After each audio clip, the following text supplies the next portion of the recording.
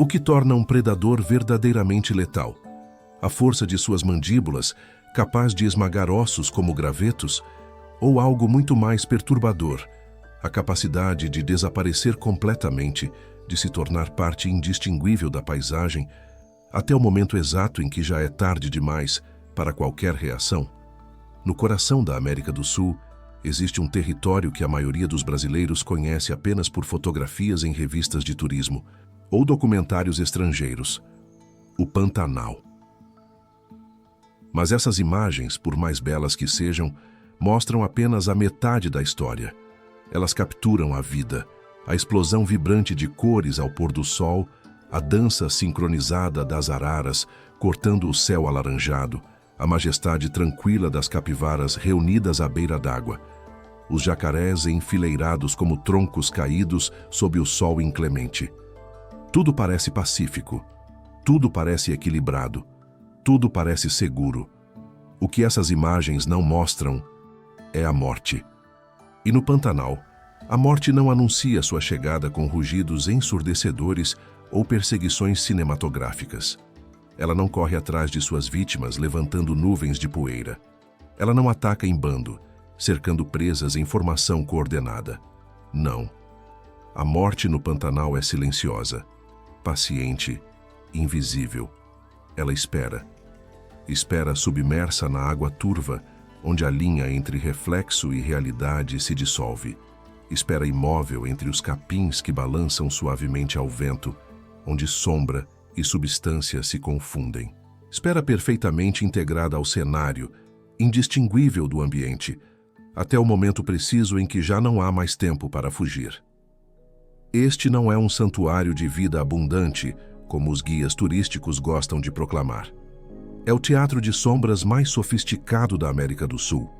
Um palco gigantesco, onde a sobrevivência não depende da sua força, da sua velocidade ou até mesmo da sua inteligência.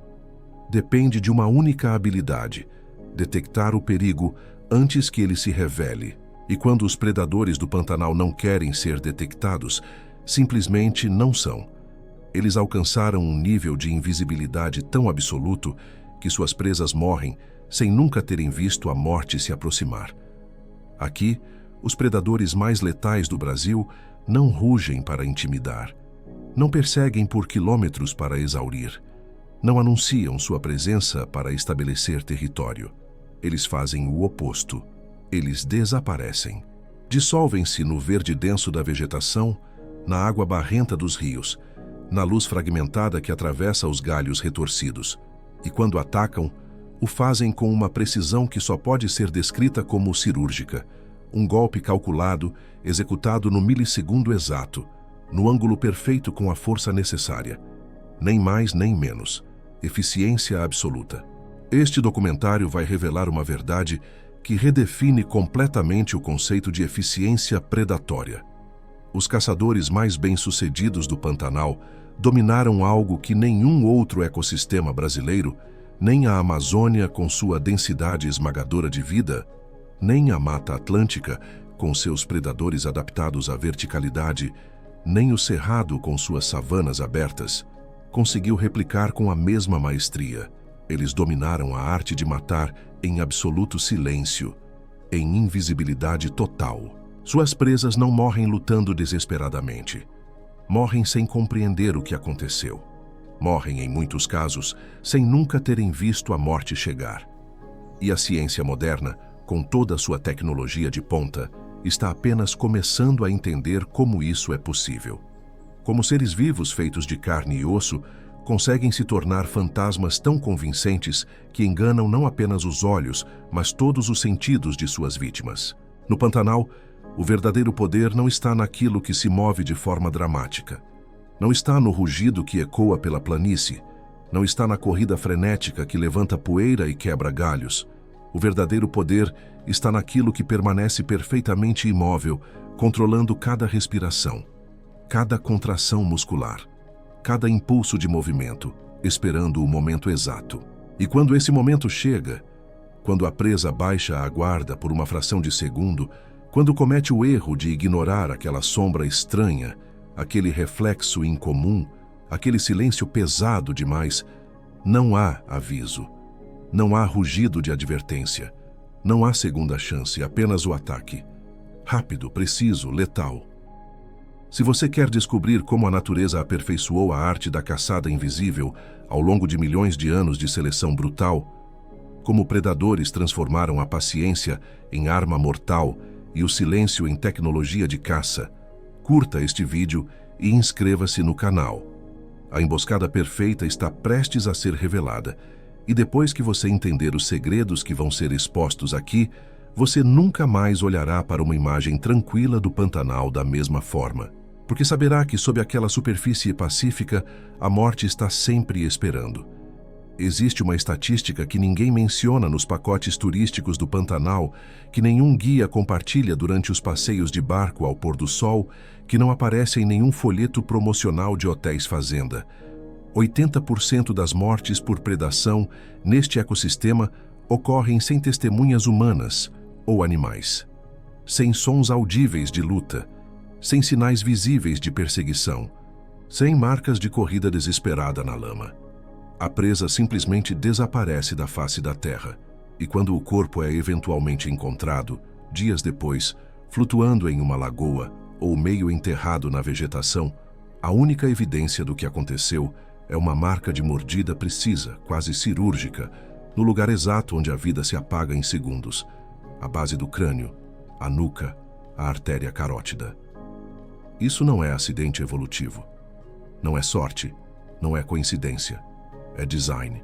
Design refinado ao longo de milhões de anos de seleção natural brutal, onde cada predador que atacava de forma ineficiente, que fazia barulho demais, que errava o golpe por 1 centímetro, simplesmente não deixava descendentes. O que sobrou foram as linhagens perfeitas. Os assassinos silenciosos. Os fantasmas definitivos. O Pantanal é a maior planície alagada contínua do mundo. 150 mil quilômetros quadrados de território que se transforma radicalmente a cada 6 meses em um ciclo tão previsível quanto brutal. Durante a estação seca, que vai de maio a setembro, é uma savana interminável de capins altos, que se estendem até o horizonte, pontilhada por lagoas isoladas que vão encolhendo dia após dia, concentrando peixes, répteis e anfíbios em espaços cada vez menores. Durante a cheia de novembro a março, esse mesmo território se transforma em um oceano de água doce entremeado por ilhas de vegetação, com o nível da água subindo até 5 metros em algumas áreas, forçando toda a vida terrestre a migrar para refúgios cada vez mais escassos. E é justamente essa transformação cíclica, essa alternância extrema entre abundância e escassez, entre dispersão e concentração, que criou os predadores mais letais e eficientes do Brasil. Porque aqui, diferente da Amazônia, com suas florestas densas, de múltiplos andares, onde se pode escalar uma árvore para escapar, diferente da Mata Atlântica, com sua vegetação fechada, que oferece 1000 rotas de fuga, não há para onde correr. Durante a cheia, milhares de animais se espremem em áreas de refúgio que podem ser 10, 20, 30 vezes menores que seus territórios originais. A densidade de presas aumenta 400%.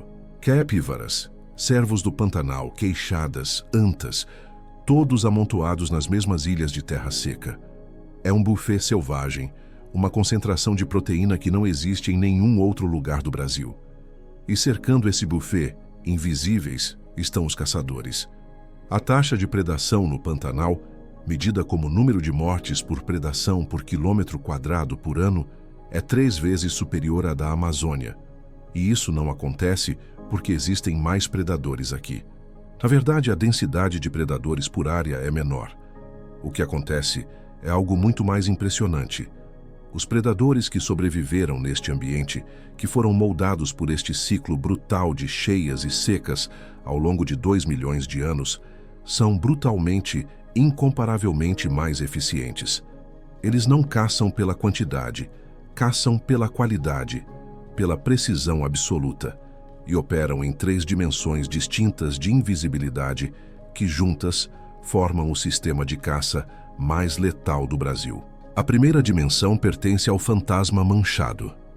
A onça pintada do Pantanal, Panthera onca palustris, a maior subespécie de onça das Américas, é um animal que reescreveu as regras da predação felina. Enquanto leões africanos caçam em grupos coordenados, em corridas dramáticas através das savanas abertas, que podem durar minutos e cobrir quilômetros, e mesmo assim falham em 75% das tentativas, a onça do Pantanal adotou uma estratégia radicalmente diferente. Ela não corre, não persegue, não desperdiça energia em caçadas espetaculares. Ela simplesmente espera, e quando ataca, tem uma taxa de sucesso de 50%, o dobro de qualquer outro grande felino do planeta. Deixe esse número afundar. 1 em cada 2 tentativas de caça resulta em morte. Isso não é normal. Isso é estatisticamente extraordinário. E a razão para essa eficiência absurda está escrita em seu próprio corpo. O padrão de rosetas que cobre a pelagem da onça pintada não é decoração. Não é apenas uma característica bonita que atrai fotógrafos de vida selvagem. É tecnologia de camuflagem de altíssima sofisticação, desenvolvida ao longo de milhões de anos. Cientistas especializados em percepção visual chamam isso de padrão fractal, um design matemático que se repete em diferentes escalas e que tem uma propriedade fascinante. Quando luz e sombra se alternam através da vegetação, passando por folhas, galhos, capins e reflexos na água, o padrão de rosetas da onça quebra completamente seu contorno visual. O cérebro da presa, processando a cena em frações de segundo, tenta identificar formas reconhecíveis, o contorno de um corpo, a linha de um dorso, a curva de uma cabeça, mas as rosetas fragmentam essa informação. O cérebro não consegue conectar os pontos, não consegue formar a imagem coerente de um predador. A onça simplesmente não existe no campo de visão da presa, até que existe completamente, a 30 centímetros de distância, com 1.350 psi de força na mandíbula, perfurando seu crânio. E essa força não é exagero evolutivo. Não é força desperdiçada, é necessidade absoluta. Porque a onça do Pantanal não caça apenas mamíferos de corpo mole. Ela é o único grande felino do mundo que caça primariamente por emboscada aquática, atacando presas que, em outras partes do mundo, nenhum felino ousaria tocar. Ela caça jacarés de 200 quilos, répteis blindados com couro tão resistente que repele facas. Caça tartarugas amazônicas com carapaças que resistiriam a golpes de marreta. Caça capivaras, roedores de 60 quilos com dentes incisivos capazes de cortar galhos de 4 centímetros de diâmetro, animais que poderiam ferir gravemente, até fatalmente, qualquer predador que errasse o ataque por alguns centímetros. E a onça não pode errar. No Pantanal, ferimentos significam morte. Uma pata ferida significa incapacidade de caçar. Incapacidade de caçar significa fome. Fome significa fraqueza. E fraqueza, aqui, é sentença de morte. Não há margem para erro.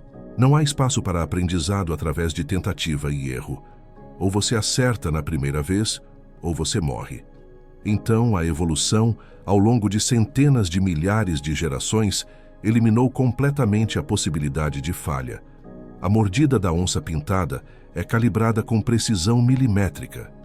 Ela não morde o crânio do jacaré em qualquer lugar. Morde exatamente atrás dos olhos, onde o osso é mais fino, onde a pressão se transmite diretamente ao cérebro, e perfura, instantaneamente. Do momento do salto, quando a onça emerge da água ou explode da vegetação, até a morte cerebral da presa, 2 segundos, 120 batimentos cardíacos humanos, tempo suficiente para você piscar 3 vezes, e a presa está morta. A segunda dimensão de invisibilidade é ainda mais perturbadora, porque enquanto a onça se camufla ativamente no verde, nas sombras, nos reflexos, o jacaré faz algo diferente, algo mais profundo. Ele não se esconde no ambiente, ele se transforma no próprio ambiente. Ele deixa de ser um animal e se torna um objeto, um tronco, uma pedra, uma formação geológica. 10 milhões de jacarés habitam o Pantanal, a maior concentração de crocodilianos de uma única espécie no planeta. Para colocar isso em perspectiva, Existem mais jacarés no Pantanal do que leões em toda a África. E a razão pela qual esse número absurdamente alto é ecologicamente sustentável, pela qual o sistema não colapsa sob o peso de tantos predadores, é simples e brutal. Eles quase não gastam energia. Um jacaré adulto pode passar semanas sem comer. Pode permanecer completamente imóvel, sem qualquer movimento corporal visível, por 8 horas consecutivas. Não apenas parado, imóvel, congelado no tempo. Respirando uma vez a cada 20 minutos, em um ciclo tão lento que não produz movimento detectável no corpo. E o mais impressionante, o mais perturbador do ponto de vista da presa. Eles controlam ativamente sua temperatura corporal para não emitir uma assinatura térmica diferenciada do ambiente. Cientistas chamam isso de termorregulação tática. Durante o dia, o jacaré absorve calor do sol até que sua temperatura superficial seja idêntica à da água ao redor e dos troncos nas margens. Durante a noite, resfria na mesma velocidade que o ambiente. O resultado é que, para qualquer animal que se aproxima, o jacaré não é apenas invisível aos olhos, é invisível ao tato, ao olfato e aos sensores térmicos que muitos mamíferos usam para detectar perigo. Ele não parece um tronco. Ele é processado como um tronco pelo cérebro da presa. É categorizado como objeto inanimado. É descartado da lista de ameaças. E aí, a presa relaxa, baixa a cabeça para beber, fecha os olhos por meio segundo. E o tronco explode. A aceleração é fisicamente chocante. 0 a 48 km por hora em 0,3 de segundo. Isso é mais rápido que a aceleração de um carro esportivo de luxo. E ao contrário do carro, não há barulho de motor. Não há aviso. Apenas a súbita erupção de um objeto que deveria ser inanimado. A mandíbula fecha com 2.125 psi de pressão, força suficiente para esmagar um capacete de motociclista. Mais forte que a mordida de um leão africano, mais forte que a de um urso pardo, mais forte que a de quase qualquer predador terrestre vivo. E então vem o death roll, o giro mortal. O jacaré torce o próprio corpo em espiral, usando as leis da física a seu favor, transformando seu peso em alavanca, usando a inércia da presa contra ela mesma. Cada rotação completa, e um jacaré pode girar 6, 7, 8 vezes em sequência, despedaça músculos, arranca membros, fratura ossos, afoga e destrói simultaneamente.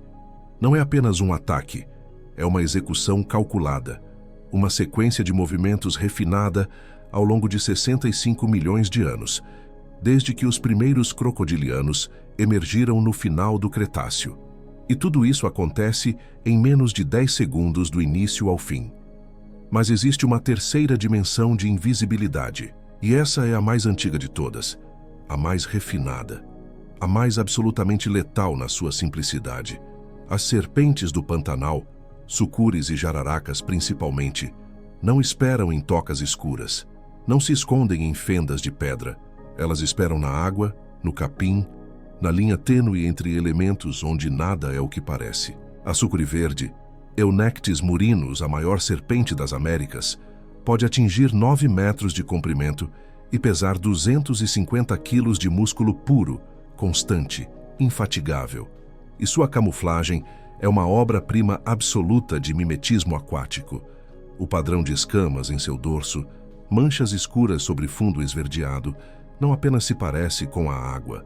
Ele reflete a luz da superfície da água de forma tão matematicamente precisa que, visto de cima, seu corpo de 9 metros se torna completamente indistinguível das ondulações naturais causadas pelo vento.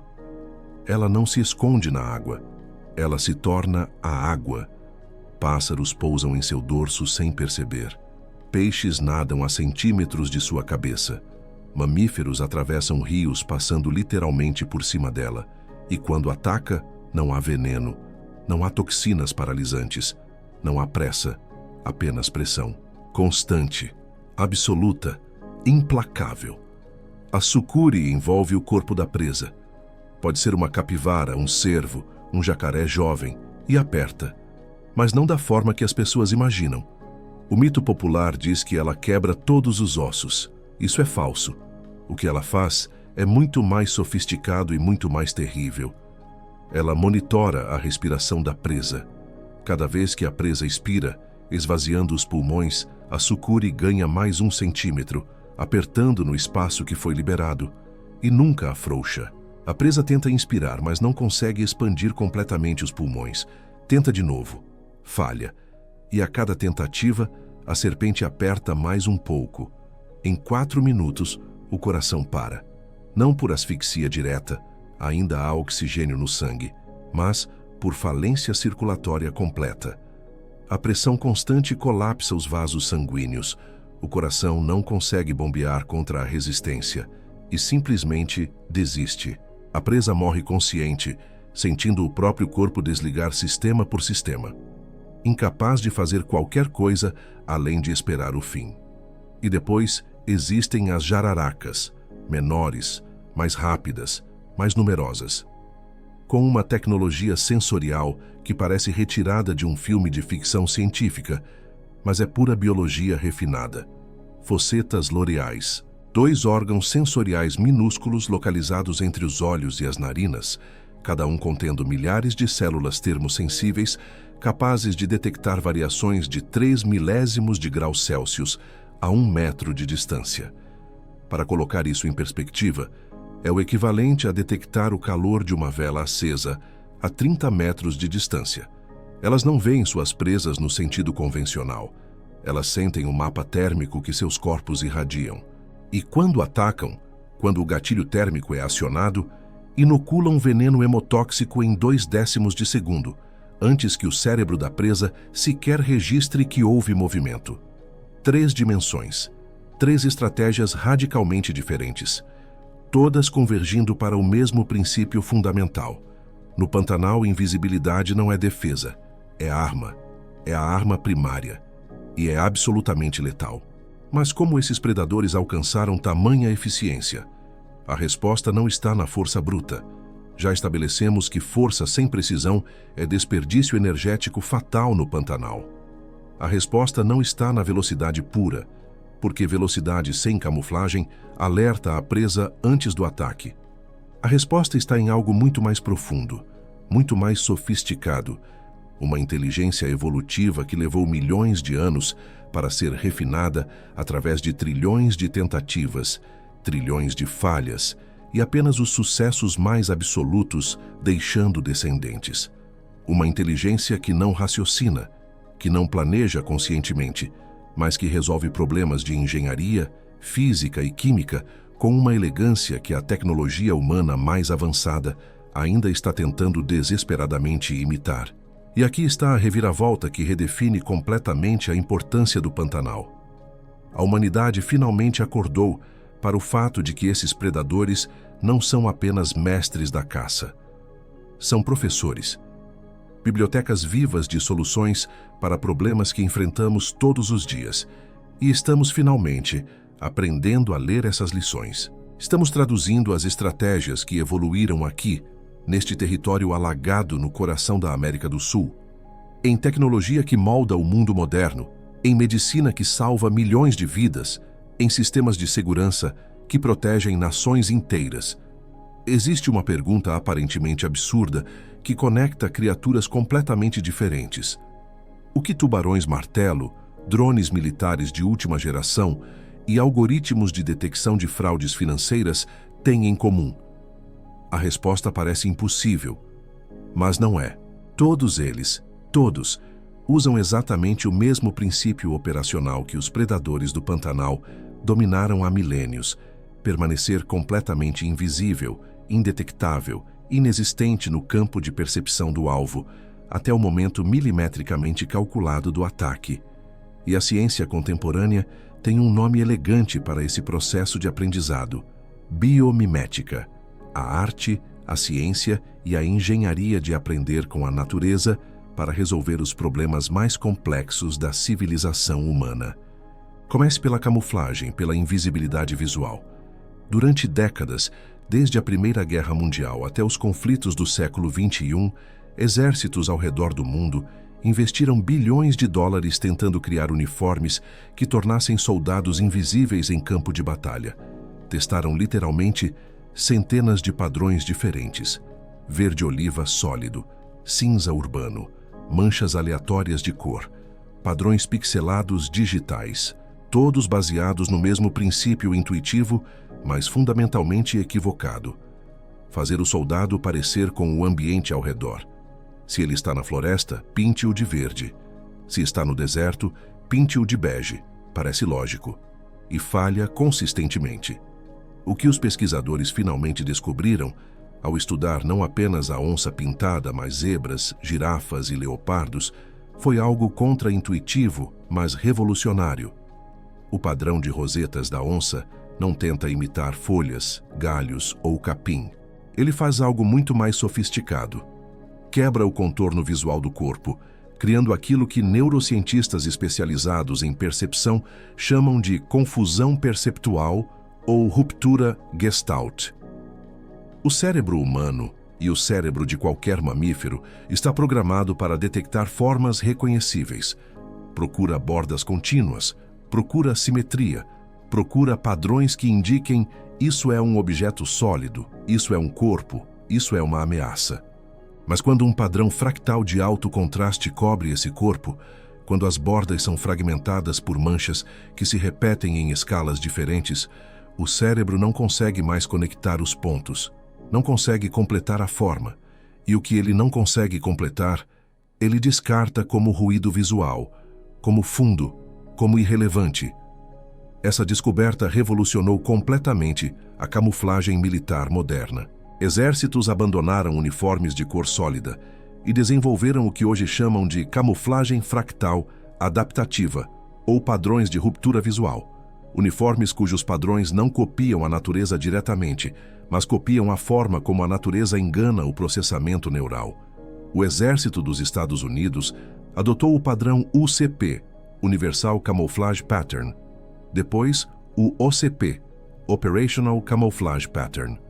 O Exército Brasileiro desenvolveu o padrão de camuflagem Amazônia, todos baseados nos mesmos princípios matemáticos que governam as rosetas da onça pintada. E funciona espetacularmente. Testes controlados em campo de batalha simulado mostraram que soldados usando camuflagem de ruptura visual levam entre 40% e 60% mais tempo para serem detectados por observadores treinados com binóculos, comparado a uniformes de geração anterior. 40% a 60%. Em combate, isso é a diferença entre vida e morte. Mas a lição da onça foi muito além dos uniformes de soldados. Pesquisadores do MIT, Massachusetts Institute of Technology, uma das instituições de pesquisa mais prestigiadas do mundo, passaram anos estudando não a pelagem da onça, mas a pele do jacaré. Especificamente sua capacidade extraordinária de controlar temperatura corporal de forma ativa e precisa. Eles descobriram que a pele do jacaré contém uma rede extremamente densa de vasos sanguíneos capilares microscópicos que podem dilatar ou contrair independentemente em diferentes áreas do corpo, permitindo que o animal bombeie sangue quente para a superfície, aquecendo-a, ou retraia esse sangue para o interior, resfriando-a com precisão milimétrica. Essa descoberta levou ao desenvolvimento de tecidos inteligentes termorregulatórios, materiais que ajustam automaticamente o isolamento térmico de acordo com a temperatura ambiente e a temperatura corporal do usuário. Roupas que resfriam quando está quente e aquecem quando está frio. Sem baterias, sem eletrônicos, sem qualquer fonte de energia externa. Apenas imitando, com fibras sintéticas e polímeros de memória de forma, a termorregulação de um réptil que dominou essa técnica há 150 milhões de anos. Essas roupas estão sendo testadas agora por astronautas, por bombeiros que trabalham em ambientes de calor extremo, por militares em desertos e regiões árticas. Tudo por causa de um jacaré que aprendeu a se tornar invisível termicamente. E então vieram os drones. Veículos aéreos não tripulados, UAVs na terminologia militar, enfrentavam um problema crítico em operações de vigilância e reconhecimento. Movimento constante no ar consome bateria rapidamente e, pior, chama a atenção. Qualquer objeto que se move de forma distinta do ambiente, pássaros voam de forma orgânica, imprevisível, drones voam de forma mecânica, linear, é imediatamente detectado por observadores treinados ou por sistemas automatizados de defesa aérea. A solução veio diretamente do Jacaré. Engenheiros aeroespaciais projetaram drones capazes de ficarem completamente estacionários no ar por períodos prolongados, usando apenas microajustes quase imperceptíveis nos rotores para compensar variações de vento, parecendo objetos inertes, um saco plástico flutuando, um galho levado pelo vento, um pedaço de lixo suspenso. E quando o alvo finalmente aparece, quando a janela de oportunidade se abre, atacam. Não com mandíbulas, mas com câmeras de altíssima resolução que capturam rostos, placas de veículos, documentos segurados por pessoas, tudo isso antes que qualquer um no solo perceba que está sendo observado. É a emboscada do Jacaré traduzida para a tecnologia aeroespacial. Espera infinita seguida por ação instantânea. Mas talvez a aplicação mais perturbadora, mais invasiva e mais disseminada da biologia do Pantanal esteja acontecendo em um lugar onde você nunca esperaria, onde ninguém pensa quando observa uma onça ou um jacaré. Nos sistemas de segurança urbana e vigilância digital que governam as cidades modernas. Câmeras de reconhecimento facial de última geração, instaladas em aeroportos, estações de metrô, estádios, prédios governamentais ao redor do mundo, não funcionam varrendo ativamente rostos em multidões. Seria computacionalmente impossível. Processar em tempo real a face de cada pessoa que passa pelo campo de visão de uma câmera em um terminal de aeroporto movimentado exigiria data centers inteiros dedicados a cada câmera. Então eles aprenderam com as serpentes. Elas esperam. Permanecem em modo de baixo consumo, processando apenas padrões básicos de movimento e comportamento, até detectarem uma assinatura específica. Alguém olhando diretamente para a câmera por mais de 3 segundos, um comportamento de evasão. Virar o rosto rapidamente ao perceber a câmera. Uma anomalia no fluxo de pedestres. Alguém parado enquanto todos se movem ou se movendo rápido enquanto todos estão parados. Exatamente como as fossetas loreais das jararacas detectam microvariações de 3 milésimos de grau na temperatura ambiente e ignoram tudo que não corresponde ao padrão térmico de uma presa, esses sistemas detectam microvariações no comportamento humano e ignoram tudo que corresponde ao padrão normal. E quando detectam algo fora do padrão, acordam completamente. Ativação total do processamento, reconhecimento facial de alta precisão, cruzamento com bancos de dados, alerta às autoridades. Tudo em menos de 2 segundos. É a jararaca digital. 99% do tempo em modo de espera invisível. 1% em modo de ataque, mas aquele 1% é absolutamente letal. Bancos e instituições financeiras usam exatamente o mesmo princípio para detectar fraudes. Algoritmos de inteligência artificial não analisam meticulosamente todas as transações em tempo real. Seria impossível processar os bilhões de transações que acontecem globalmente a cada minuto. Então implementaram o que especialistas em cibersegurança chamam de forma não irônica de predação algorítmica. O sistema aguarda padrões específicos de anomalia. Uma compra em localização geograficamente impossível, seu cartão usado em São Paulo às 10 horas e em Londres às 10h15. Um saque fora do seu horário habitual, uma sequência de transações que não corresponde ao seu padrão histórico de comportamento. Qualquer anomalia térmica, qualquer microvariação, e o sistema congela a transação instantaneamente, antes que o dano seja feito. É a fosseta L'Oréal financeira, detectando o calor de algo errado em meio ao ruído frio de milhões de transações normais. Mas talvez a maior dádiva do Pantanal à humanidade, a contribuição mais concreta e mensurável para o bem-estar humano global, não esteja na tecnologia de vigilância ou camuflagem militar. Esteja na medicina, na farmacologia, na salvação literal de milhões de vidas humanas. Nos anos 1960, um pesquisador brasileiro chamado Sérgio Henrique Ferreira, trabalhando no Instituto Butantan, em São Paulo, estava estudando o veneno da jararaca do rabo branco, Bothrops jararaca, não para criar antídotos, não para desenvolver soros antiofídicos, mas simplesmente para entender, em nível molecular, como aquele veneno funcionava. E ele descobriu algo extraordinário, algo que ninguém esperava. Uma das dezenas de proteínas presentes no veneno inibia especificamente uma enzima chamada ECA, enzima conversora de angiotensina, que desempenha papel fundamental na regulação da pressão arterial em mamíferos.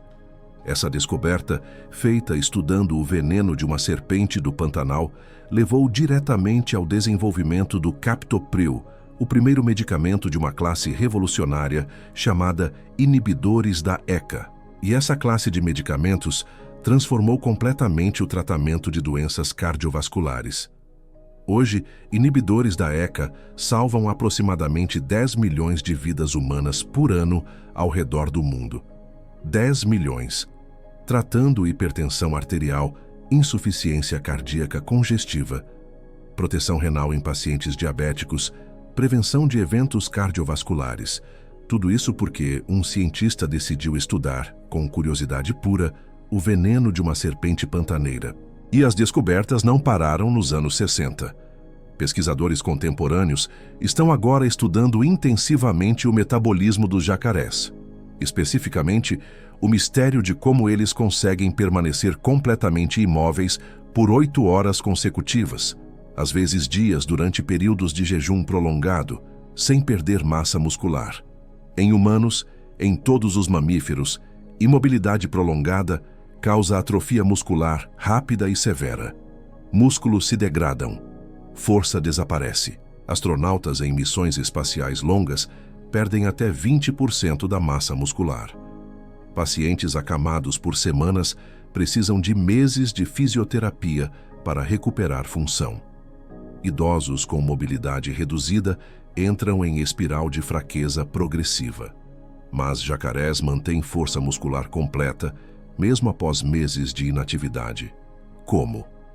A resposta está em mecanismos moleculares que suprimem completamente as vias de degradação proteica, sem afetar as vias de síntese. Entender e replicar esse mecanismo farmacologicamente pode revolucionar o tratamento de sarcopenia, perda muscular relacionada à idade, distrofia muscular, atrofia por desuso em pacientes hospitalizados e pode até viabilizar missões espaciais de longo prazo para Marte. A resposta está no sangue de um predador que aperfeiçoou a arte de não se mover. E há ainda mais. O sistema visual da onça pintada, capaz de enxergar em condições de luminosidade extremamente baixa, detectar movimento microscópico a grandes distâncias e processar cores de forma diferenciada em ambiente de floresta, está inspirando cirurgias corretivas de visão e implantes oculares de última geração. Cientistas estão mapeando meticulosamente a estrutura da retina da onça, a distribuição de células fotorreceptoras, a arquitetura neural que processa informação visual. A meta? Replicar esses princípios em implantes para pessoas com degeneração macular, retinose pigmentar, cegueira noturna, devolver visão estudando como um predador invisível enxerga suas presas.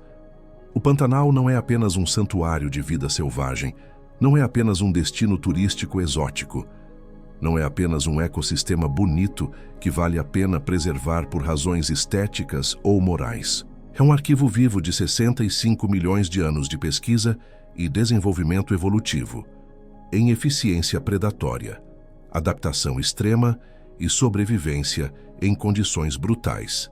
É uma biblioteca genética, onde cada predador é um volume completo sobre engenharia biomecânica, cada serpente carrega um tratado sobre toxicologia e química medicinal, cada jacaré é um manual sobre metabolismo e termorregulação, cada onça é uma enciclopédia sobre percepção sensorial e estratégia de caça. Que nós apenas começamos a ler as primeiras páginas dessa biblioteca. Apenas arranhamos a superfície do conhecimento disponível aqui. Qual dessas conexões te surpreendeu mais? Você tinha a ideia de que o medicamento, que controla a pressão arterial de milhões de pessoas, deve sua existência direta ao veneno de uma serpente do Pantanal? Que sistemas de segurança em aeroportos, que protegem contra terrorismo, operam usando a mesma estratégia sensorial de uma jararaca?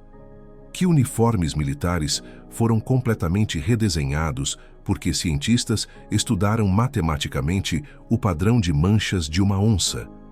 Que a solução para a atrofia muscular em astronautas pode estar no metabolismo de um jacaré? Comente abaixo. Queremos saber qual descoberta mudou fundamentalmente sua percepção sobre o que realmente significa estudar a natureza, sobre qual é o valor real, mensurável, de um ecossistema selvagem. Porque aqui está a verdade incômoda que nos leva ao próximo capítulo desta história. Tudo isso, a tecnologia militar, a medicina que salva milhões, os sistemas que protegem sua conta bancária, as inovações que podem viabilizar a exploração espacial, tudo isso depende de um ecossistema que está, neste exato momento, sendo sistematicamente destruído. Mas aqui está a ironia brutal, a contradição que expõe a hipocrisia da espécie humana.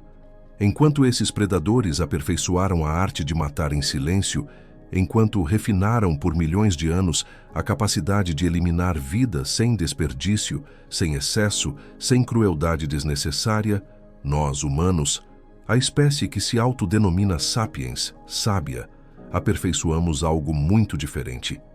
Aperfeiçoamos a arte de destruir em silêncio, de aniquilar ecossistemas inteiros sem que a maioria das pessoas perceba, de executar genocídio ecológico enquanto postamos fotos bonitas nas redes sociais. E o Pantanal está morrendo, está sendo assassinado, e quase ninguém sabe. Em 2020, o mundo viu imagens que pareciam extraídas de visões apocalípticas de filmes de fim do mundo. Chamas alaranjadas consumindo o horizonte de ponta a ponta. Fumaça negra subindo em colunas que bloqueavam o sol. Jacarés carbonizados às margens de rios que secaram, seus corpos retorcidos em agonia final, transformados em estátuas negras de carvão. Onças pintadas com patas queimadas até o osso, a carne exposta, incapazes de pisar, incapazes de caçar, morrendo lentamente de fome e infecção, enquanto cambaleavam em círculos em território devastado. Serpentes sufocadas pela fumaça, encontradas enroladas em si mesmas, mortas antes mesmo que o fogo as alcançasse. Aves caindo do céu, seus pulmões colapsados pela inalação de gases tóxicos. 30% do Pantanal foi consumido pelo fogo naquele único ano. 4,5 milhões de hectares transformados em cinzas. Para colocar isso em perspectiva, é uma área maior que a Bélgica inteira. 17 milhões de animais vertebrados mortos. 17 milhões. Não em batalhas territoriais, não em caçadas, não em morte natural, simplesmente incinerados vivos, queimados. E isso sem contar os invertebrados, os insetos, as aranhas, os escorpiões. Bilhões de organismos extintos localmente em questão de dias. E a tragédia não foi apenas a morte imediata, não foi apenas o número chocante de corpos carbonizados. Foi o colapso sistêmico da própria arquitetura do ecossistema, porque o fogo não destruiu apenas corpos individuais, destruiu o sistema que sustenta a invisibilidade.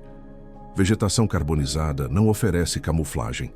Capins queimados não escondem onças, não fragmentam seu contorno visual. Árvores mortas não projetam as sombras necessárias para a emboscada. Rios cercados por terra nua, por solo exposto e cinzas, expõem jacarés que dependem absolutamente da margem sombreada, da vegetação pendente, dos galhos caídos para suas emboscadas aquáticas. O fogo não destruiu apenas vida, destruiu a tecnologia evolutiva de 65 milhões de anos, destruiu o manual de operações que permitia a esses predadores serem os mais eficientes do Brasil. E o mais perturbador, o mais revoltante, o mais moralmente indefensável. Grande parte dessas queimadas não foi acidental, não foi resultado de raios, não foi autocombustão espontânea da vegetação seca. Foram criminosas, intencionais, planejadas, executadas. Fazendeiros tocando fogo deliberadamente em áreas de preservação permanente para expandir pastagens, porque gado precisa de espaço. E espaço no Pantanal significa território onde onças caçavam há 1000 gerações. onde jacarés regulavam populações há milhões de anos, onde serpentes mantinham o equilíbrio ecológico desde antes dos humanos existirem. Esse espaço foi convertido. E o crime? Multas irrisórias de alguns milhares de reais. Fiscalização inexistente porque órgãos ambientais tiveram orçamento cortado em 70%. Processos que se arrastam por anos sem conclusão. E lucro garantido. Cada hectare queimado vira pasto. Cada pasto vira gado. Cada cabeça de gado vira dinheiro. A matemática do crime ambiental é simples e brutal. Compensa. Mas enquanto o mundo assistia, chocado, às imagens dramáticas do Pantanal em chamas, enquanto celebridades compartilhavam fotos de onças queimadas e políticos faziam discursos vazios sobre preservação, outro tipo de destruição já estava em curso. Invisível, silenciosa, mais lenta, mas igualmente letal. E quase ninguém prestou atenção. Nas cabeceiras dos rios que alimentam o Pantanal, o Rio Paraguai, o Rio Cuiabá, dezenas de afluentes menores que descem do Planalto Central, garimpeiros ilegais despejam mercúrio na água. Toneladas de mercúrio. Todos os anos. Décadas. O mercúrio é usado para separar ouro de sedimentos, um processo químico simples, mas catastroficamente tóxico. E quando o ouro é extraído, o mercúrio residual é simplesmente despejado no rio, porque descarte apropriado custa dinheiro. E garimpo ilegal não tem margem para custos adicionais. O mercúrio não desaparece, não evapora, não se degrada. Ele desce pelos rios, lentamente, se acumula no sedimento, contamina algas microscópicas. Essas algas são consumidas por microcrustáceos. Os crustáceos são comidos por peixes pequenos. Os peixes pequenos são comidos por peixes maiores. E então o mercúrio sobe pela cadeia alimentar, seguindo exatamente as mesmas rotas que a energia flui no ecossistema. Jacarés comem peixes contaminados. Onças comem jacarés contaminados. E a cada nível trófico, a concentração aumenta exponencialmente. O que era uma parte por milhão na água se torna 10 partes por milhão nos peixes, 100 partes por milhão nos jacarés, 1000 partes por milhão no fígado de uma onça. Estudos científicos recentes, publicados em revistas especializadas, mas ignorados pela mídia mainstream, revelaram algo absolutamente aterrorizante. 75% das onças pintadas adultas do Pantanal apresentam níveis de mercúrio no sangue acima do limiar tóxico estabelecido para mamíferos.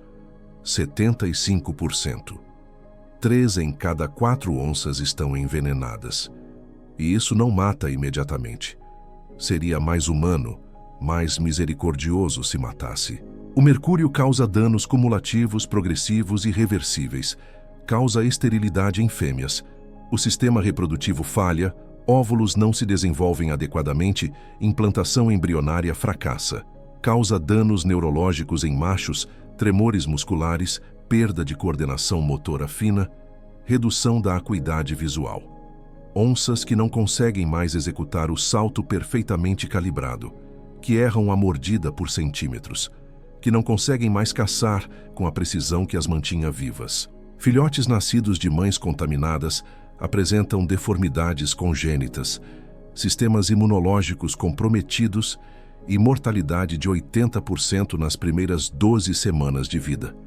A população de onças não está apenas diminuindo por morte direta, está colapsando por falência reprodutiva. E isso é muito pior, porque é irreversível, porque contamina gerações futuras, porque destrói o pool genético de forma permanente. A invisibilidade, que era a maior arma evolutiva desses predadores, agora se voltou contra eles de forma cruel e irônica, porque o veneno está na água. E não pode ser visto, não pode ser cheirado, não pode ser detectado por fossetas loreais ou visão noturna aprimorada. Não pode ser evitado. Eles bebem, eles caçam, eles se alimentam e a cada presa consumida ingerem mais mercúrio e morrem lentamente, seus sistemas nervosos se degradando neurônio por neurônio. Enquanto nós continuamos extraindo ouro que vai parar em joalherias de luxo, em componentes eletrônicos, em aplicações industriais. Cada grama de ouro extraída ilegalmente do Pantanal tem um custo invisível: o futuro reprodutivo de uma onça, a sobrevivência de uma linhagem evolutiva de 65 milhões de anos. E ninguém faz a conexão. Ninguém vê o fio invisível ligando a aliança de casamento no dedo à onça estéril, morrendo a milhares de quilômetros de distância. Mas existe uma terceira ameaça, mais sutil, mais insidiosa, mais difícil de reverter porque não pode ser apagada como um incêndio ou filtrada como mercúrio. É estrutural. É permanente.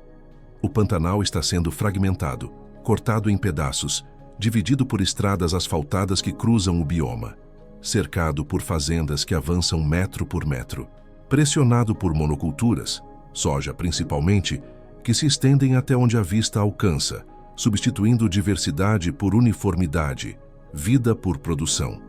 E fragmentação, em termos ecológicos, é uma sentença de morte lenta, mas absolutamente certa.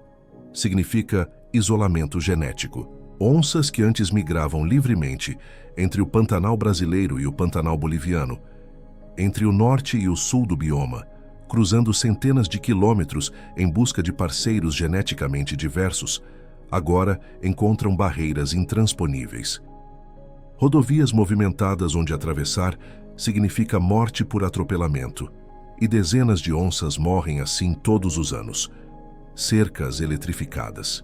Áreas onde são abatidas imediatamente se aparecerem porque representam ameaça ao gado, e fazendeiros têm licença para matar predadores que invadem propriedades, uma lei arcaica, mas ainda vigente em vários estados.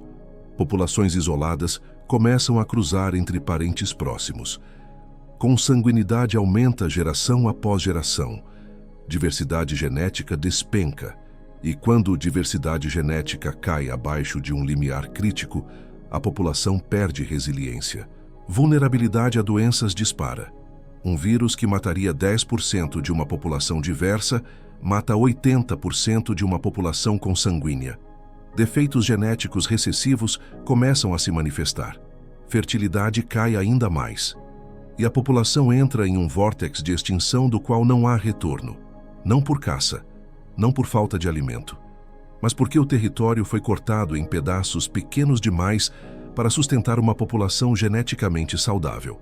E então, adicionando insulto à injúria, existe a biopirataria. Laboratórios farmacêuticos estrangeiros, principalmente europeus e norte-americanos, patenteando substâncias químicas extraídas do veneno de serpentes brasileiras. Empresas de biotecnologia lucrando bilhões de dólares anualmente com medicamentos desenvolvidos a partir de compostos descobertos no Pantanal, sem retorno financeiro significativo para o Brasil, sem investimento em conservação do bioma, sem sequer reconhecimento formal de que esse conhecimento pertence a um ecossistema específico e às comunidades indígenas e tradicionais que o protegeram por gerações. O captopril, desenvolvido a partir do veneno da jararaca, gerou lucros superiores a 50 bilhões de dólares desde sua introdução no mercado. 50 bilhões. E quanto desse dinheiro foi reinvestido na preservação do habitat da jararaca? 0,0%. A serpente que salvou 10 milhões de vidas humanas está perdendo habitat a cada ano.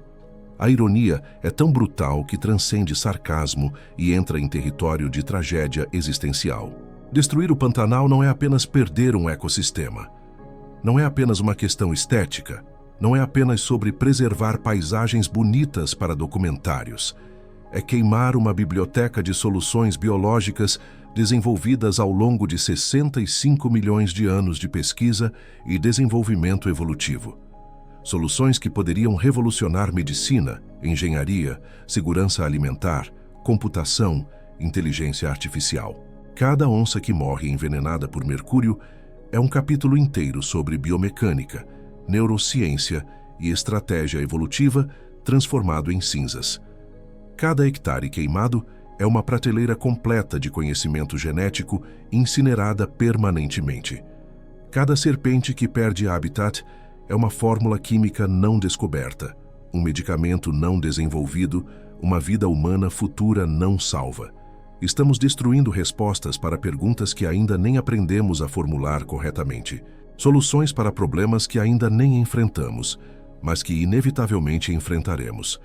E fazemos isso porque o valor real de um ecossistema não aparece em planilhas financeiras trimestrais, não gera lucro imediato, não paga dividendos no próximo balanço. O mercúrio que envenena onças gera ouro que vale milhares de dólares por quilo hoje. A terra queimada vira pasto que alimenta gado, que vira carne que enche supermercados amanhã. O território fragmentado vira monocultura de soja que exportamos para o mundo e que sustenta nossa balança comercial na próxima semana. E o custo? Invisível, intangível, adiado para o futuro.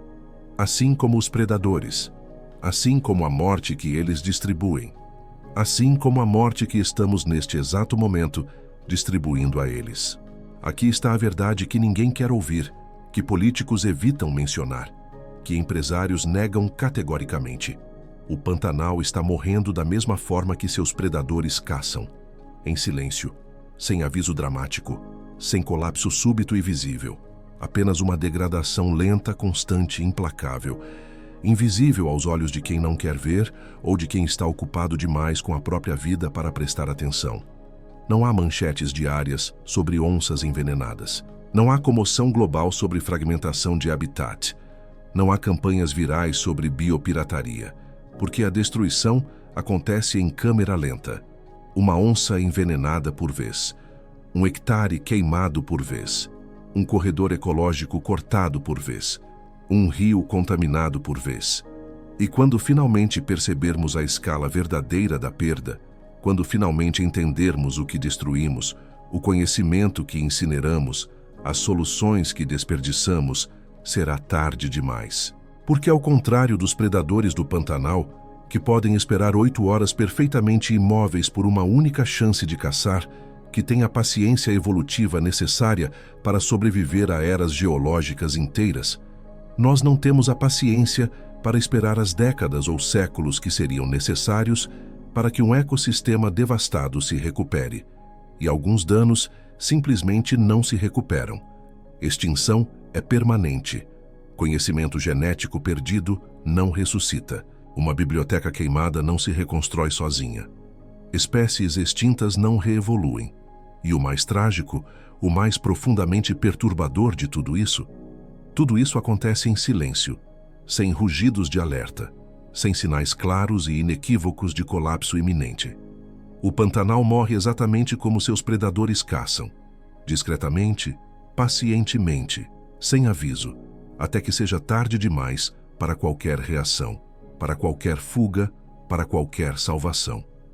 É fácil culpar o fazendeiro que toca fogo, o garimpeiro que despeja mercúrio, o político que não fiscaliza, o empresário que financia a destruição. É reconfortante, é psicologicamente satisfatório ter vilões claros, antagonistas que podemos apontar e dizer com convicção moral: eles são o problema.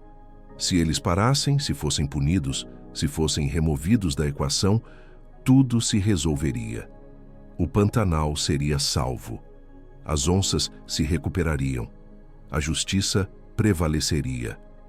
Mas a verdade é infinitamente mais incômoda, infinitamente mais complexa, infinitamente mais difícil de processar. Leis de proteção ao Pantanal existem desde os anos 80. Código Florestal Brasileiro, Lei de Crimes Ambientais, áreas de preservação permanente rigorosamente mapeadas, unidades de conservação estabelecidas. Fiscalização ambiental tem estrutura legal completa, pelo menos no papel. ONGs ambientalistas atuam há décadas. WWF, SOS Pantanal, Instituto Arara Azul, dezenas de organizações dedicadas exclusivamente à preservação. Cientistas publicam estudos alarmantes todos os anos em revistas especializadas, apresentam dados irrefutáveis em conferências internacionais, alertam repetidamente sobre os riscos. Campanhas de conscientização circulam nas redes sociais, alcançam milhões de visualizações, geram indignação temporária. E mesmo assim, apesar de tudo isso, apesar das leis e das ONGs, e dos cientistas e das campanhas, o Pantanal continua queimando. Onças continuam sendo envenenadas. Território continua sendo fragmentado. Mercúrio continua descendo pelos rios. A destruição não apenas continua, acelera. Por quê? A resposta é simples e devastadora. Porque o mesmo sistema econômico que financia a preservação é exatamente o sistema que lucra exponencialmente com a destruição. O agronegócio brasileiro alimenta 800 milhões de pessoas ao redor do mundo. Somos o celeiro global. E parte substancial dessa produção, carne, soja, milho, algodão, vem de áreas que há 50 anos, há 30 anos, há uma década, eram habitat de onças. O Brasil é o maior exportador de carne bovina do planeta, maior exportador de soja, potência agrícola global que sustenta a segurança alimentar de dezenas de nações. E uma porção considerável desse sucesso econômico, dessa relevância geopolítica, foi construída avançando metro por metro sobre o Cerrado, sobre fragmentos de Amazônia, sobre as bordas do Pantanal. Queremos salvar o ecossistema. Genuinamente queremos. Pesquisas de opinião mostram que 80% dos brasileiros apoiam proteção ambiental, mas não queremos pagar o preço real da preservação, porque preservar o Pantanal integralmente significa conter expansão agrícola, significa reduzir produção, significa abrir mão de lucros, significa escolher entre alimentar bilhões de pessoas e salvar um bioma. E quando a escolha é apresentada nesses termos, quando é simplificada para essa dicotomia brutal, o resultado é matematicamente previsível. Comida vence, economia vence, empregos vencem e onças morrem em silêncio enquanto justificamos isso com retórica sobre desenvolvimento sustentável. O turismo de observação de vida selvagem gera renda significativa para comunidades pantaneiras. É constantemente citado como modelo perfeito de desenvolvimento sustentável, preservação que paga por si mesma. E comparado à pecuária extensiva, realmente é menos destrutivo. Mas turismo também pressiona os animais de formas que raramente discutimos abertamente. Barcos que se aproximam demais de jacarés durante período de reprodução, estressando fêmeas que abandonam ninhos. Flashes de câmera fotográfica que perturbam onças em caça noturna, forçando-as a recuar sem capturar presas. Trilhas que fragmentam áreas de caça, criando corredores humanos que animais evitam. Hospedagens que consomem água doce em quantidades industriais, numa região onde cada gota importa criticamente durante a seca. Lixo, ruído, presença humana constante onde deveria haver apenas silêncio selvagem. É sustentável? Comparado a uma fazenda de gado, indubitavelmente sim. Comparado a deixar o Pantanal completamente intocado, rigorosamente fechado à presença humana? Não. Mas deixar intocado não é opção viável, não é realista. Porque pessoas precisam comer, comunidades rurais precisam de renda, governos estaduais precisam de arrecadação fiscal. A economia nacional precisa girar. E o Pantanal, geograficamente, economicamente, está no caminho. Está ocupando espaço que poderia ser convertido em produção, que poderia gerar empregos, que poderia alimentar gente. Não existe um vilão único aqui. Não existe uma corporação malvada que, uma vez derrotada, resolve tudo. Existem milhões de microdecisões, bilhões de escolhas individuais, aparentemente insignificantes, que agregadas, somadas, multiplicadas, criam a destruição sistêmica. O consumidor brasileiro que exige carne barata no supermercado e não pergunta, não investiga de onde aquela carne veio, se o gado foi criado em pasto legal ou em área desmatada, se há rastreamento, se há certificação. Não pergunta por que perguntar é inconveniente. Porque carne certificada custa 30%, 40% mais caro. E no fim do mês, com contas acumuladas, escolhemos o mais barato, sempre. O investidor que pressiona empresas do agronegócio por retorno financeiro rápido, por crescimento trimestral, por expansão de margem de lucro, que ameaça retirar capital se resultados não aparecerem, que força executivos a escolherem entre sustentabilidade de longo prazo e sobrevivência corporativa de curto prazo. E executivos, racionalmente, escolhem sobrevivência. O turista que quer a foto perfeita com a onça, que pressiona o guia a chegar mais perto ainda, que reclama se volta sem ver o animal, que deixa a avaliação negativa se a experiência não foi instagramável o suficiente, que não entende ou não se importa que perseguir a onça até ela se esconder estressada significa que ela não caçará naquela noite. E uma noite sem caçar, para um predador operando na margem de eficiência energética, pode significar a diferença entre sobrevivência e colapso. O cientista que coleta dados valiosos publica artigos importantes, mas depende financeiramente de bolsas e grants de empresas que exploram o bioma ou de governos que priorizam desenvolvimento econômico sobre preservação, que precisa fazer concessões, que precisa moderar o tom das conclusões para não perder financiamento. O governante que promete fiscalização rigorosa durante campanha eleitoral, que genuinamente pretende cumprir, mas então enfrenta a realidade orçamentária. Educação precisa de verba. Saúde está colapsando.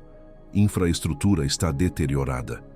E fiscalização ambiental, que não gera votos visíveis, que não inaugura hospitais nem escolas, fica para depois. Sempre fica para depois. Todos nós. Participantes.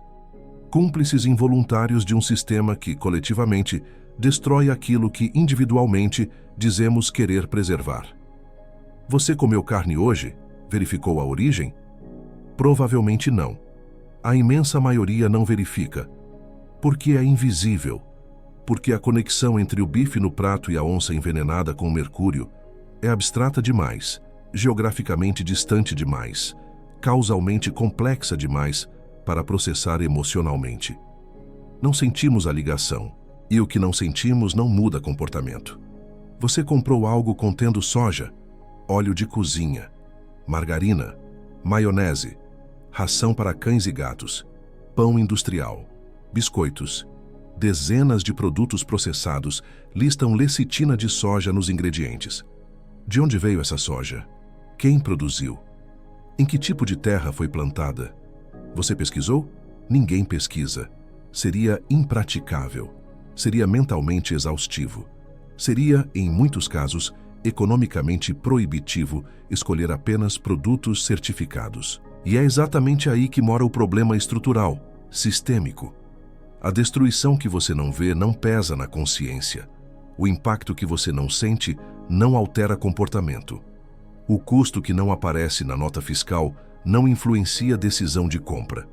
E o sistema econômico global é meticulosamente desenhado para manter exatamente essa invisibilidade, para desconectar causa de efeito, para que você possa consumir sem culpa, para que possamos todos continuar vivendo nossas vidas confortáveis, enquanto a milhares de quilômetros de distância, um ecossistema colapsa em câmera lenta e silêncio absoluto.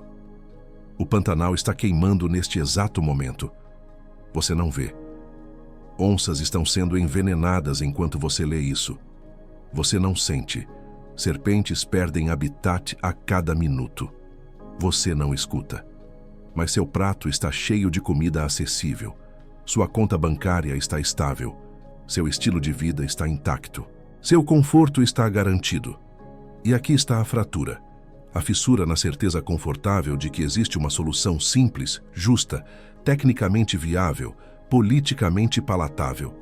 Não existe. Não há caminho fácil. Não há saída limpa. Não há solução que não envolva sacrifício real, concreto, mensurável. Salvar o Pantanal exige sacrifício. Real, não simbólico.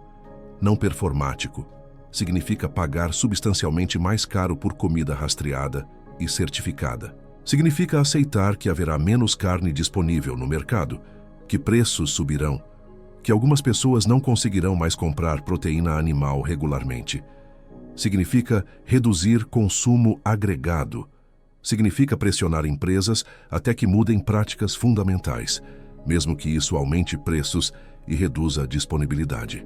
Significa votar consistentemente em políticos que priorizem meio ambiente sobre crescimento econômico de curto prazo, mesmo que isso signifique desemprego temporário em alguns setores, mesmo que isso desacelere o PIB.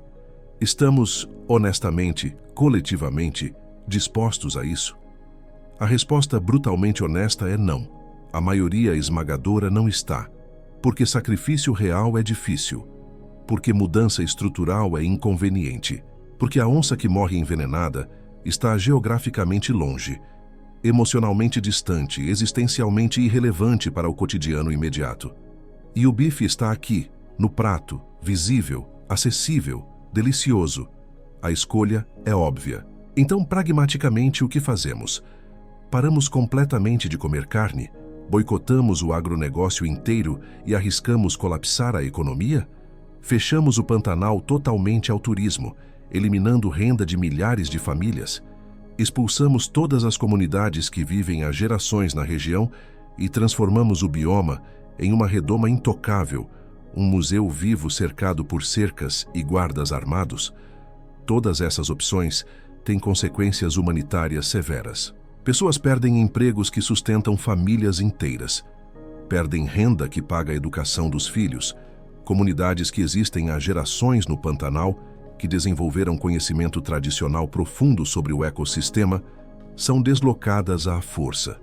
Pequenos produtores rurais que não são vilões, que apenas tentam sobreviver, quebram financeiramente. Trabalhadores rurais ficam sem opções, migram para favelas urbanas, perpetuam pobreza. E enquanto isso acontece, o mercado global de alimentos simplesmente desloca a produção para outro lugar. Paraguai, Bolívia, Argentina, África subsaariana e outro bioma, outro ecossistema, começa a ser destruído em silêncio para suprir a demanda que não desapareceu. E se não fizermos absolutamente nada, se continuarmos na trajetória atual, o Pantanal desaparece. Não metaforicamente, literalmente. Dentro de 50 anos, talvez menos, deixa de funcionar como ecossistema selvagem e se torna pastagem pontilhada por fragmentos degradados de vegetação, onças extintas localmente, jacarés reduzidos a populações residuais, serpentes sobrevivendo apenas em áreas protegidas minúsculas. A biblioteca de 65 milhões de anos queimada completamente. Essa é a fratura, a fissura que racha a fundação da certeza de que alguém, em algum lugar, tem uma resposta. Não existe resposta que não envolva perda. Não há vilão único que, uma vez derrotado, resolve o problema. Não há campanha de conscientização que magicamente transforma comportamento de 8 bilhões de humanos. Não há tecnologia milagrosa que substitui ecossistemas inteiros uma vez perdidos. Existem apenas escolhas impossíveis, todas imperfeitas, todas com vítimas, todas exigindo que alguém perca. Preservar significa alguém, em algum lugar, perder renda, perder emprego, perder modo de vida. Destruir significa todos perdermos, mas mais devagar, de forma menos visível, menos imediata, mais fácil de ignorar. E quando a escolha é exposta assim, quando a fratura é revelada completamente, quando o conforto das soluções simples é brutalmente arrancado, o que resta? Apenas perguntas sem respostas satisfatórias.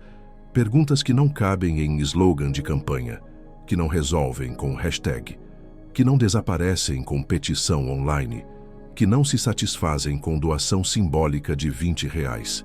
O que estamos dispostos a perder pessoalmente, concretamente, para que o Pantanal sobreviva? E o que perderemos, inevitavelmente, se ele desaparecer? Porque aqui está a verdade final, a mais brutal e irônica de todas. A onça não precisa da humanidade. O jacaré não precisa de nós. A serpente não precisa da nossa aprovação ou da nossa ajuda. Eles sobreviveram 65 milhões de anos sem intervenção humana. Atravessaram extinções em massa que eliminaram dinossauros. Adaptaram-se a eras glaciais e períodos de calor extremo. São máquinas evolutivas de sobrevivência. Se conseguirmos simplesmente parar de destruir ativamente, se recuarmos o suficiente, se dermos tempo, eles se recuperam. Lentamente, dolorosamente. Levaria séculos, mas se recuperam. A questão não é se o Pantanal pode sobreviver sem nós. A questão é se nós podemos sobreviver sem ele, sem as soluções médicas que ainda não descobrimos escondidas no veneno de serpentes não estudadas, sem as tecnologias que ainda não inventamos inspiradas em animais que nunca observamos adequadamente, sem o conhecimento genético que ainda não decodificamos, sem o equilíbrio climático que o bioma ajuda a manter, regulando temperaturas, distribuindo umidade, sem a regulação hídrica que sustenta a agricultura em estados inteiros, sem a biodiversidade que continuamente inspira inovação científica e tecnológica. Então, o que escolhemos perder? Mas aqui está a verdade que o desespero esconde, que o cinismo ignora, que o niilismo não consegue apagar. Mudanças reais estão acontecendo. Não por milagres, não por boa vontade espontânea de corporações ou iluminação súbita de políticos, mas por pressão. Pressão constante e organizada, cientificamente embasada. Pressão de cientistas que se recusam categoricamente a silenciar, que continuam publicando dados incômodos, que testemunham em tribunais, que expõem crimes ambientais mesmo sob ameaças, de comunidades locais que dependem vitalmente do Pantanal vivo e que finalmente estão sendo ouvidas, de povos indígenas que protegem territórios há séculos e que agora têm ferramentas legais e tecnológicas para amplificar sua voz, de consumidores que começaram a fazer perguntas incômodas antes de comprar, e até de empresas que, surpreendentemente, perceberam que destruição ambiental não é estratégia de longo prazo, é suicídio comercial. O projeto Onças do Rio Negro está usando coleiras equipadas com GPS de alta precisão e algoritmos de inteligência artificial para monitorar movimentos de onças pintadas em tempo real, não apenas para estudo acadêmico abstrato, mas para identificar com precisão milimétrica os corredores ecológicos críticos, as rotas específicas, às vezes com apenas alguns quilômetros de largura, que conectam populações isoladas e permitem fluxo genético. E com esses dados irrefutáveis nas mãos, cientistas estão pressionando governos estaduais e proprietários rurais a protegerem legalmente faixas específicas de terra, não o Pantanal inteiro, negociação política realista, apenas as estradas da sobrevivência. E está funcionando. 3 corredores já foram oficialmente protegidos por lei estadual. Onças foram documentadas voltando a migrar entre áreas que estavam geneticamente isoladas há mais de 20 anos. Drones equipados com sensores térmicos de última geração agora patrulham sistematicamente áreas de maior risco durante a estação seca, operando 24 horas por dia, detectando focos de incêndio minúsculos, às vezes apenas alguns metros quadrados, antes que se espalhem incontrolavelmente. Em 2023, a área total queimada foi 43% menor que em 2020. Não porque as pessoas pararam de tocar fogo, tentativas continuam, mas porque a resposta ficou rápida o suficiente, coordenada o suficiente, para conter a destruição antes que se tornasse catastrófica e irreversível. Satélites com tecnologia de imageamento hiperespectral rastreiam contaminação por mercúrio nas cabeceiras dos rios, identificando garimpos ilegais em tempo real através de assinaturas químicas na água. Operações coordenadas entre Polícia Federal, IBAMA e Forças Armadas conseguiram desmantelar 57 áreas de extração ilegal nos últimos 2 anos. Não todas, novos garimpos surgem, mas o suficiente para que, pela primeira vez em uma década, os níveis médios de mercúrio em peixes começassem a cair mensuravelmente. E então existem os guardiões. Comunidades pantaneiras e povos indígenas sendo treinados, equipados e formalmente reconhecidos como monitores oficiais de território. Eles conhecem o Pantanal de uma forma que nenhum satélite, nenhum drone, nenhum cientista que passa semanas em campo e volta para a universidade jamais conhecerá. Sabem quando uma onça mudou de rota de caça, quando um bando de jacarés desapareceu inexplicavelmente de uma lagoa, quando algo está sutilmente, invisivelmente errado, e agora tem smartphones com aplicativos específicos para reportar, fotografar, documentar, pressionar autoridades. Monitoramento local. Estudos demonstram conclusivamente é 10 vezes mais eficaz que fiscalização estatal centralizada. Porque quem vive no território não espera ordens burocráticas. Age imediatamente. Turismo de base comunitária está gradualmente substituindo operadoras externas que extraíam lucro e deixavam migalhas. Guias locais que cresceram no Pantanal, que aprenderam a ler rastros antes de aprender a ler livros, levam visitantes para observar onças sem estressá-las. Sabem exatamente onde esperar, quando recuar, como respeitar distância mínima. E a renda fica na comunidade, não em redes hoteleiras internacionais. Fica com quem tem interesse direto pessoal, existencial na preservação. Porque se as onças desaparecerem, o turismo acaba. E com ele a renda que alimenta famílias inteiras. Crianças em escolas pantaneiras, algumas com apenas 7 ou 8 anos, estão sendo ensinadas sistematicamente a identificar espécies, rastrear predadores, entender ciclos ecológicos complexos. Não como curiosidade científica, como habilidade de sobrevivência cultural. Porque elas são a próxima geração de defensores. E diferente de nós, que precisamos reaprender dolorosamente a valorizar o que quase destruímos, elas estão crescendo sabendo intuitivamente, visceralmente, que o Pantanal não é um recurso a ser explorado até esgotamento. É o sistema vivo que mantém tudo funcionando. E consumidores, milhões deles, estão começando a votar com dinheiro. Aplicativos de rastreamento como Pecuária Transparente permitem escanear código de barras no supermercado e verificar a origem exata da carne. Certificações como Rainforest Alliance e Produção Responsável não são mais apenas selos decorativos que ninguém nota. São exigências. Frigoríficos que assinaram publicamente acordos de desmatamento zero viram vendas aumentarem 28% em mercados internacionais. Empresas que ignoraram pressão perderam contratos de exportação bilionários. O mercado está, lentamente, começando a punir destruição financeiramente. Não é suficiente. Ainda não. Não resolveu o problema. Mas é movimento, é direção. É prova de que mudança sistêmica é possível quando pressão suficiente é aplicada nos pontos certos. Porque os predadores do Pantanal passaram milhões de anos aperfeiçoando paciência. E eles entendem algo fundamental que nós esquecemos. Sobrevivência não é sobre dominar o ambiente, não é sobre subjugar, conquistar, controlar. É sobre se integrar sem destruir. Onças não destroem deliberadamente o território que sustenta suas presas. Jacarés não poluem sistemicamente a água que precisam para caçar. Serpentes não queimam intencionalmente a vegetação que as esconde. Eles sabem instintivamente, através de milhões de anos de seleção brutal, que destruir o ecossistema é destruir a si mesmos. A pergunta não é se o Pantanal vai sobreviver. Ele já sobreviveu a eras glaciais, extinções em massa que eliminaram 95% das espécies do planeta, megafaunas inteiras, milênios de mudanças climáticas extremas. A pergunta é: nós vamos sobreviver sem ele?